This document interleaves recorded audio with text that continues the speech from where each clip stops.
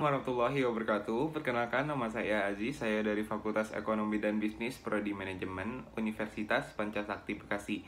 Pada kesempatan kali ini, saya ingin mempresentasikan hasil tugas saya dalam memenuhi nilai ujian tengah semester 3 dalam mata kuliah Manajemen Keuangan yang diampu oleh Ibu Iva Masrifah MM.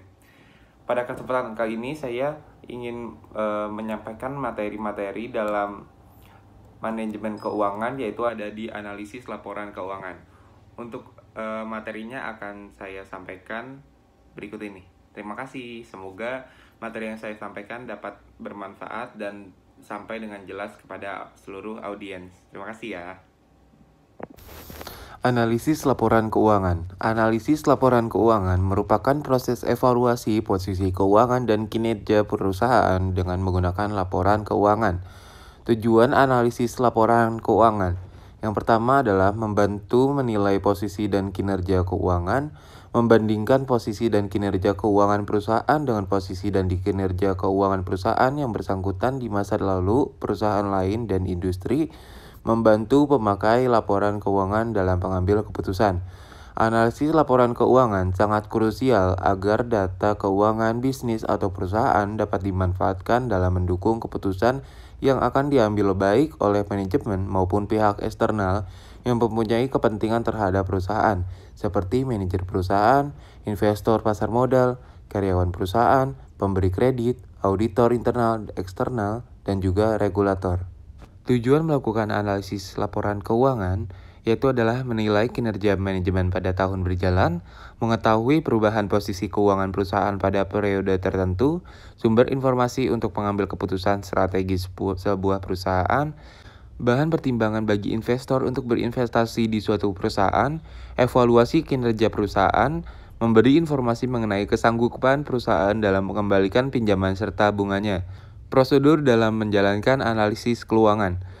Memahami latar belakang data keuangan perusahaan, memahami kondisi-kondisi yang berpengaruh pada perusahaan, mempelajari dan mengamati laporan keuangan secara menyeluruh, menganalisis laporan keuangan.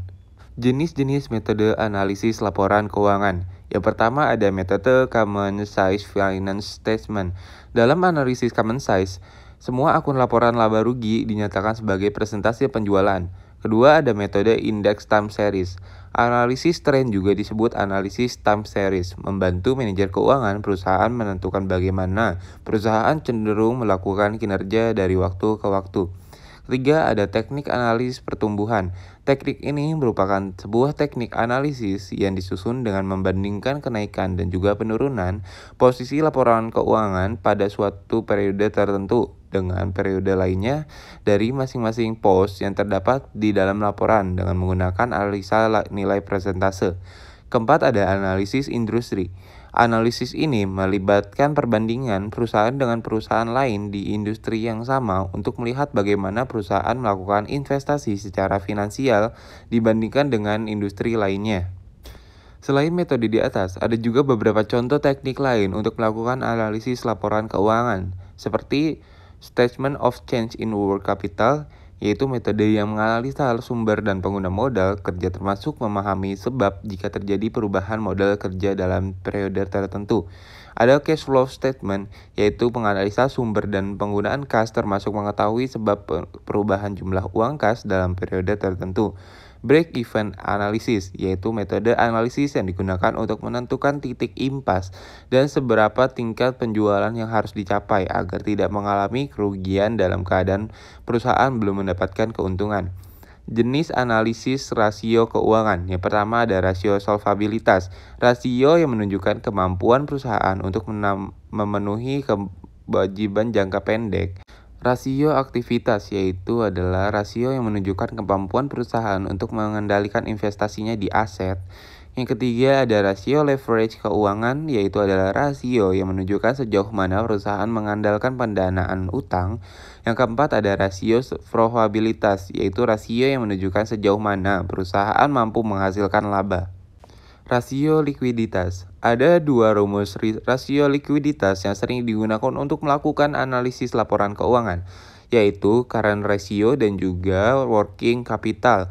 Nilai ideal dari dua finansial rasio likuiditas adalah minimum sebesar 150%. Semakin besar nilai rasio likuiditas, semakin baik mengidentifikasi perusahaan dalam kondisi sehat. Bagaimana rumus rasio perhitungan likuiditas? Perhatikan penjelasan berikut ini. Current ratio. Jenis rasio keuangan yang digunakan untuk menilai kinerja perusahaan dalam membayar kewajiban dengan mengukur likuiditas dari aset tetap yang dimiliki. Rumusnya itu adalah aktiva lancar sama dengan hutang lancar. Kedua ada work capital to total asset. Adalah jenis financial ratio yang dipakai untuk menganalisis kemampuan aset-aset yang dimiliki perusahaan untuk memenuhi kewajibannya. Perhitungan nilai rasio keuangan dirumuskan dengan persamaan dasar sebagai berikut. Aset lancar dikurang hutang lancar adalah total aktiva. Selanjutnya ada rasio solvabilitas atau leverage. Merupakan jenis rasio keuangan untuk menilai kemampuan perusahaan untuk membayar kewajiban pada jangka panjangnya. Batas maksimal nilai rasio solvabilitas adalah 200%. Semakin tinggi nilai persentase rasio keuangan solvabilitas mencerminkan kemampuan perusahaan yang kondisinya semakin memburuk. Ada dua jenis rasio solvabilitas adalah sebagai berikut. Yang pertama ada total debt asset, yaitu adalah jenis finansial rasio yang mengukur perbandingan antara kewajiban dengan total aset. Sehingga jika dituliskan dalam sebuah persamaan, matematikanya adalah sebagai berikut. Total kewajiban adalah total aktiva. Selanjutnya ada total debt to equity, yaitu adalah jenis rasio keuangan yang dipakai untuk menganalisis seberapa besar hutang perusahaan jika dibandingkan dengan ekuitas yang dimiliki oleh perusahaan atau para pemegang saham. Rumus yang digunakan untuk menghitung rasio ini adalah total kewajiban sama dengan total ekuitas. Selanjutnya ada rasio probabilitas. Finansial rasio ini dipakai untuk menganalisis tingkat keuntungan perusahaan. Semakin tinggi persentasenya, maka semakin baik. Oleh karena itu, sebaiknya dibandingkan dengan nilai rata-rata dari industri sejenis di pasar.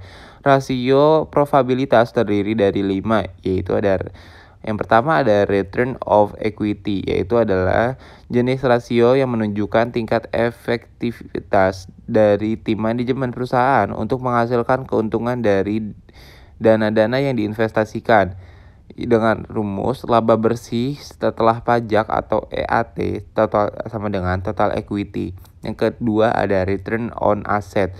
Adalah finansial rasio yang dipakai untuk melakukan analisis laporan keuangan dengan melaksanakan perbandingan antara laba bersih setelah pajak dengan jumlah aset yang dimiliki oleh perusahaan.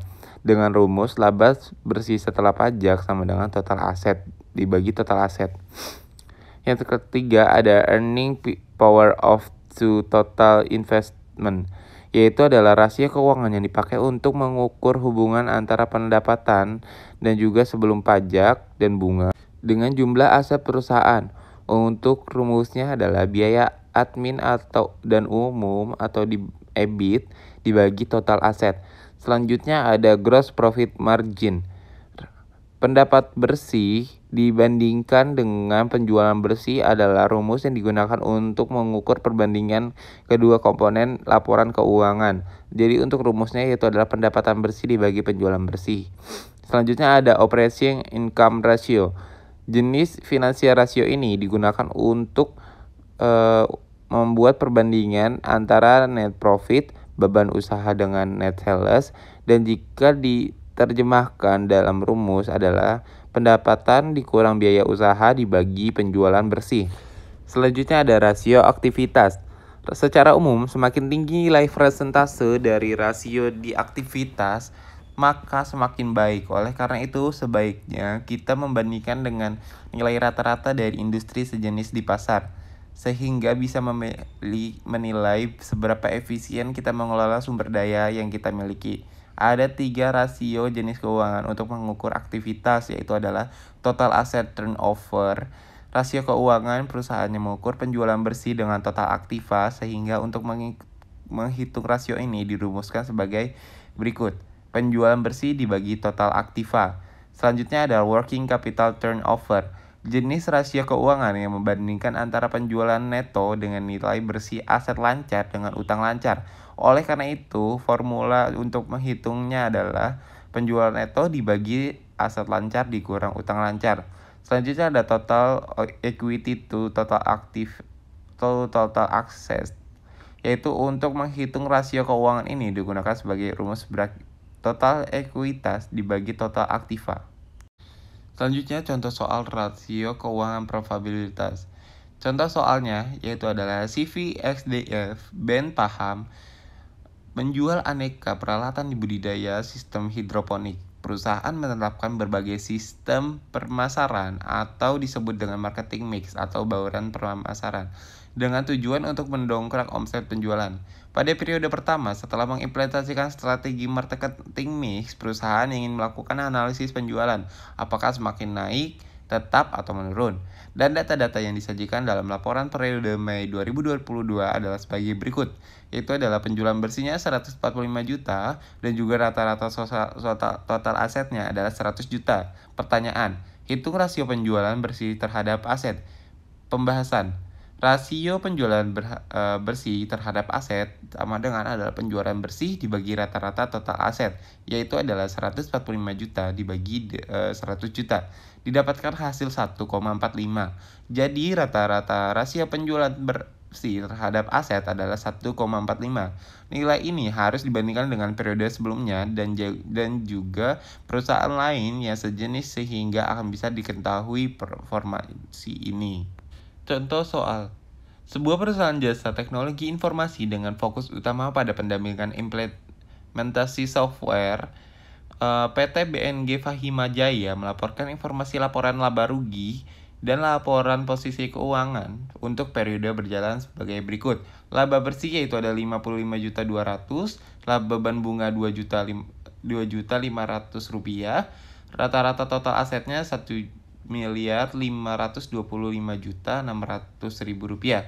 Pertanyaannya, dari informasi tersebut, berapa rasio tingkat pengembalian terhadap total aset? Jawabannya adalah laba bersih ditambah beban bunga dibagi rata-rata total aset, yaitu ada didapatkan nilai 55.200.000 ditambah 5.500.000 rupiah dibagi 1.525.600.000 rupiah. Didapatkan hasil 3,75%. Baik, kita telah sampai di ujung presentasi. Mohon maaf jika ada kekurangan atau kesalahan dalam penyampaian materi. Untuk daftar pustaka dan segala informasi akan saya cantumkan di comment section. Terima kasih untuk para audiens yang mendengar sampai akhir. Wassalamualaikum warahmatullahi wabarakatuh.